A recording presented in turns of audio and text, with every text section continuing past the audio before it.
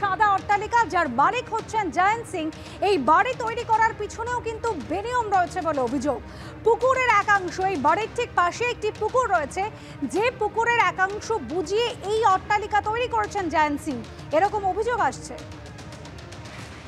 বেলঘরিয়া মৌসুমী মোড়ের কাছে বড় পুকুর এবং সেই বড় পুকুরের পাড়েই কিন্তু জয়ন্ত সিংহর বাড়ি। সরাসরি সেই ছবি আমরা দেখাচ্ছি। প্রাসাদের মতো বাড়ি, কাঁচের জানলা দরজা, শুধু তাই নয়, বাইরের যে বারান্দার রেলিং, সমস্ত কিছু এখান থেকে স্পষ্ট। বাড়ি তৈরির কাজ, নির্মাণ কাজ পুরোপুরি সম্পূর্ণ হয়েছে, ইলেকট্রিকের কাজ চলছে, এমনটাই স্থানীয় সূত্রে খবর। স্থানীয় সূত্রে জানা যাচ্ছিল যে জয়ন্ত সিংহ এই বাড়ি করতে গিয়ে পুকুরের একাংশ নেওয়ার চেষ্টা করেছেন।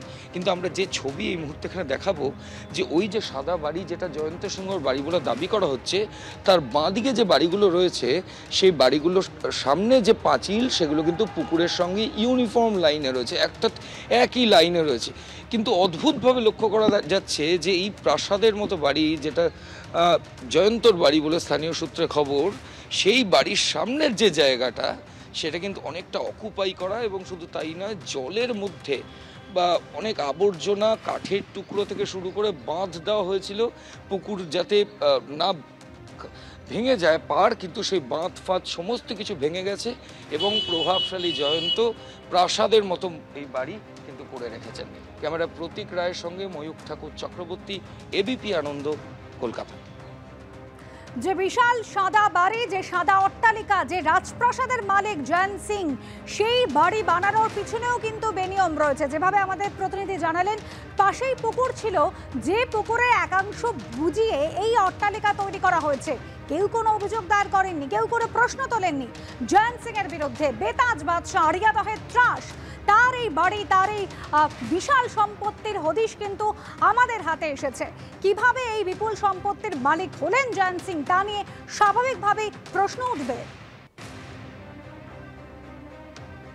বিজেপি নেতা সজল ঘোষ এই মুহূর্তে রয়েছেন আমাদের সঙ্গে টেলিফোন লাইনে। সজলদা, একের পর এক অত্যাচারের ভিডিও জয়ন্ত সিং এবং তার সহযোগীদের বিরুদ্ধে এতদিন সামনে এসেছে। এবারে যেই ছবি আপনাদের সামনে রেখেছি আমরা, বিলাসবহুল গাড়ি, বাইক, এমনকি সাদা অট্টালিকা, এক বিশাল রাজপ্রাসাদ।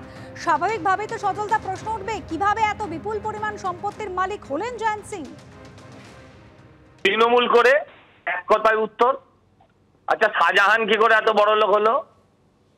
হ্যাঁ, কেষ্ট কদিন আগে বাজারে মাছ বেচতো, হ্যাঁ, সে এখন কুমির হয়ে গেল কি করে, হাঙর হয়ে গেল কি করে টাকার? তৃণমূল করলেই সবাই বড় লোক হয়ে যায়।